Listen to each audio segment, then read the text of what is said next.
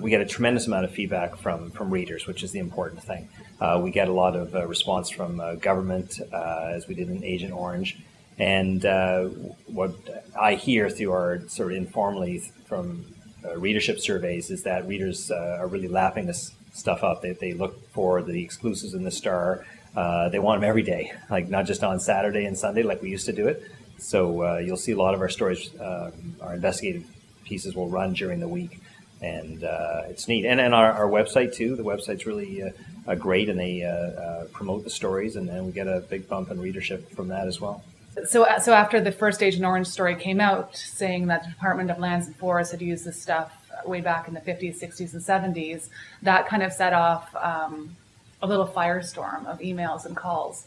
And hydro workers who worked during the 50s, 60s, and 70s were saying, hey, we use the exact same stuff. We didn't call it Agent Orange, but it was absolutely those two chemicals combined.